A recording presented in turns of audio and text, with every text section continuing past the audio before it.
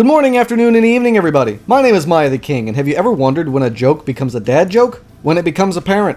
Now then, today we're taking a look at a game just released on Steam called Level 0 Extraction, a survival horror extraction kind of game. What's that? I'm reviewing another horror game? I know, it's just weird, right? Well, this one is a bit different. I feel I can actually review this one. Anyway, this game was developed by Dog Howl Games and published by tinyBuild, released in early access and selling for $20. Just $20, damn. I'm going to be honest, I really thought a game that looked like this from the Steam store page would be charging me $40 or maybe even $60, so that price tag surprised the heck out of me and made me very happy. So, what is this game? Well, it touts itself as being a horror extraction game, and it basically is exactly that. So, some scientists were doing stuff on another world, I think, and they ended up bringing something dangerous back home with them. With illegal and sketchy experiments, they turned it into something worse, lost control of the facility, and now this is where the game begins. The gist of this game is you either play as a mercenary who has to go into the facility to scavenge for supplies and make it back home, or play as an alien monster thing who hunts down the other players. To me, it's like a combination of Lethal Company, GTFO, and Left 4 Dead. So, is it worth our time and our precious coin? Well, let's find out together. Now, as always, we're going to start off with the positives, and the first positive I'd like to talk about is the graphics and the art design.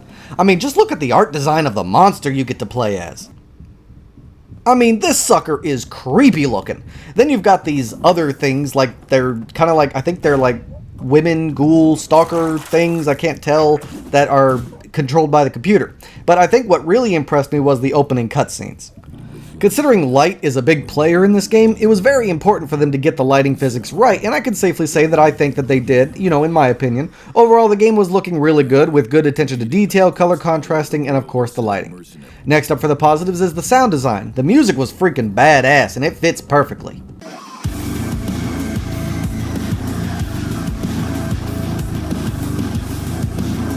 I personally also really thought that the voice acting was really good. It all started with a scientific expedition to the planet Turion, where the New Horizons Corporation was hoping to find new life forms.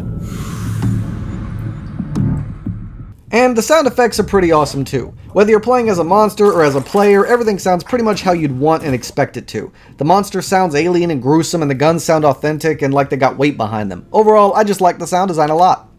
Next up on the list of pros is the gameplay, but this one will also be in the negatives.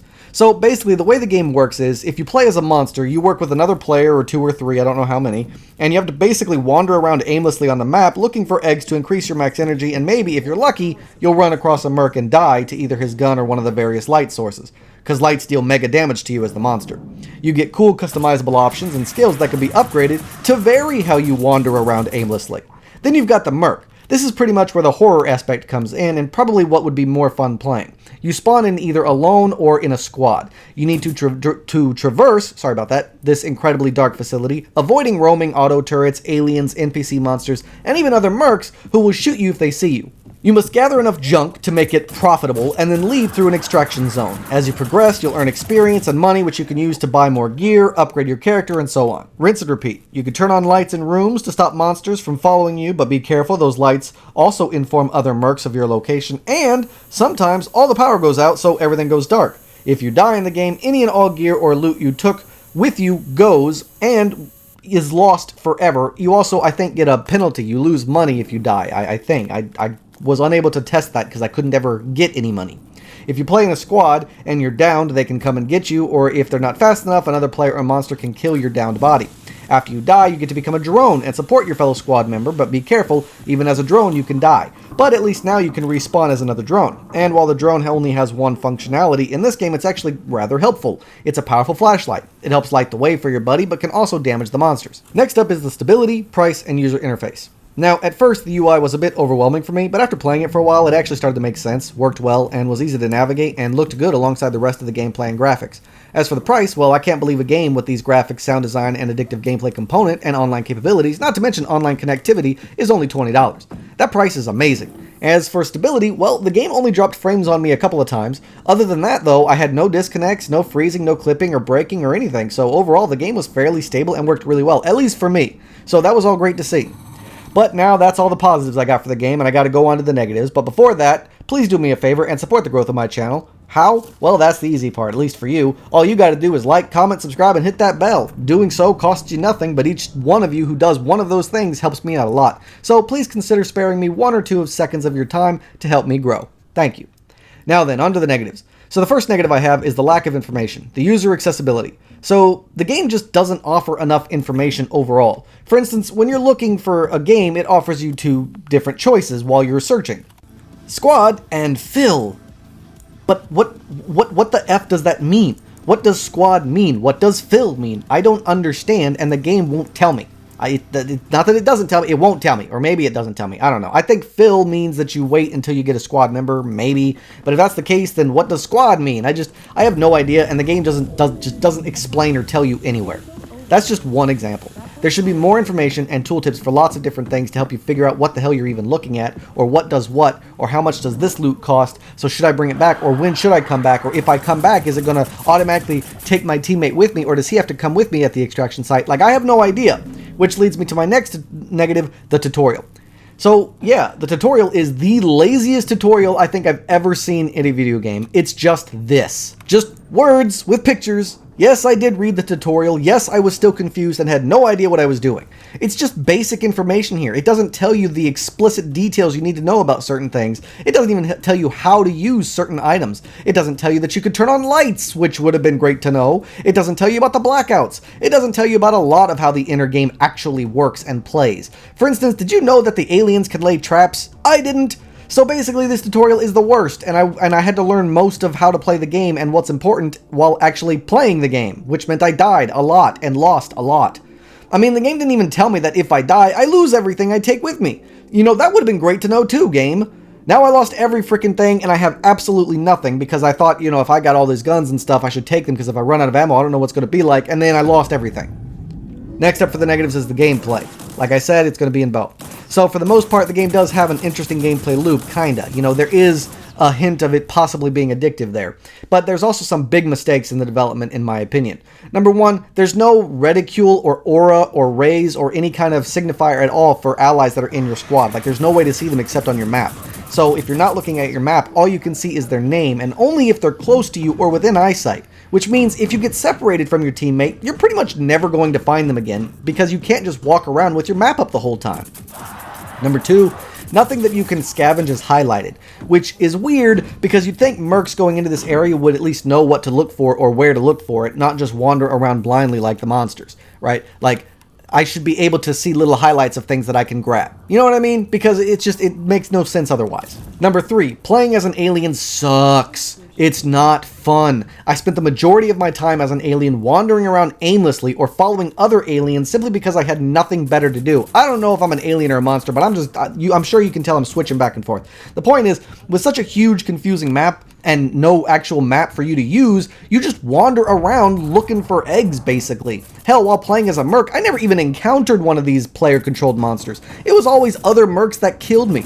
Which leads me to my fourth point. The idea of having other mercs being adversaries is an interesting idea, but they're a far bigger threat than the actual threat in this facility. The game warns that aliens are hard to kill, but if you never encounter one, then who cares? They basically took the horror aspect out of this horror game by making it a PvP FPS, which is not really why I came to play this. Number five, as the alien, I died very fast, so I don't know what they're talking about. I was definitely not a threat. When I did get lucky and actually managed to find a merc, that is.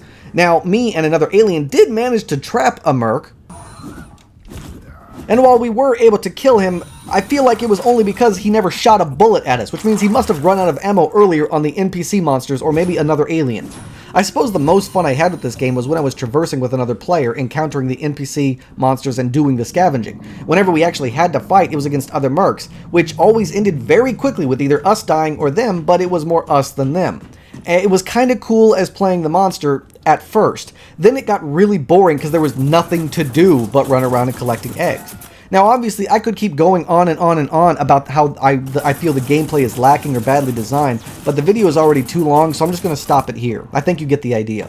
So, I think that it's still in early access. They need to make some changes, right? Limit the players to 3 and have them all be on the same team. Take that extra spot, or rather make other mercenaries, but make them also NPC, controlled by the computer and not other players. You could then take that extra spot that was supposed to go to other players and give it to the aliens. You know, maybe if there's more aliens there, it'll be easier to encounter them while scavenging. And since if you die, you lose everything, we don't need 4 types of dangers here. Like, we don't need PvP in this horror survival scavenging extraction game, right? You got the mercs, aliens, NPC monsters, and turrets. Like, that's too many. It's too much, especially when we die too quickly and lose everything when we die. Take away the other mercs, because right now they're taking away from all the other threats that this game is supposed to be based on. As for the aliens, give them some way of actually locating mercs, even if they're not close, or some kind of, you know, path they can follow to get to an area or something. Otherwise, you just end up wandering around the whole match, which is not fun for the alien players. Overall, it's an interesting take on the extraction horror genre, but it's so empty and confusing and hard to manage right now in its current state. I know darkness is supposed to be the main theme here, but if you really can't see anything, then you really can't do anything either, and that means you're sitting there doing nothing, and that's boring as hell. So maybe don't make it so dark or something, I don't know. The point is, when I was playing as a merc, we barely moved and barely made any progress because we had to wait for our lights to keep recharging, or we had to shut them off because we heard something that could be dangerous out there. Then, when we could actually see and made progress, the game would just shut them off randomly, or something else would spook us and make us stand still, only to die 3 seconds later because that other player could see us in the dark, I guess. In other words, this game needs a lot of work just to be average, let alone good. Okay, so that's all I can think of about worth mentioning, at least, for the good and the bad. What are my final thoughts? Well, it's a little hard to say, actually. I was really going back and forth. While the gameplay is interesting and different from others, it's also not exactly different in a good way. The gameplay probably has more bad than good, but possibly has room for improvement. The sound design is great, as is the graphics, but the lack of information or a way to learn how to play the game is really frustrating, along with the gameplay being mostly irritating. But all this for only $20, plus the fact that it's still early access, which means it should improve over time. Should improve over time. I guess technically for $20 the game isn't harmful. I mean, you're getting a fairly straightforward experience, and if you play with a buddy or two, then I'm sure it's a lot more fun, but the aiming function isn't as smooth as you'd want it to be. It's not as accurate as you'd hope it would be. The controls are actually rather floaty with too much momentum behind everything you do, and the game is incredibly punishing as a merc. I just don't see the masses flocking to this game to play as mercenaries. Now remember, this whole experience for me was solo. I didn't go in with friends, so maybe with friends it'll be a lot more fun, but for me just jumping into it and trying to play it solo in its current state, I just wasn't having any fun. Honestly, I feel like this game could be good, but they'd have to make some serious changes. It's currently unfair, awkward, confusing, annoying, and it's just difficult, but not in a legit way. It's difficult in an unfair, frustrating way. If you're really interested in games like this, then maybe add it to your wish list and just give it some more time to cook before and see if it gets better. But as of this moment, just pass on this one, guys. I just don't think it's worth your time and money in its present state. Alright, everybody? Alright, so that's all the time I got for this video. Thanks so much for watching, with a special thanks to those of you who stuck around to the end. If you have any questions or concerns, please let me know in the comments down below. Don't forget to like and subscribe, and I can't wait to see you all again on my next adventure. So until then, I bid you all farewell.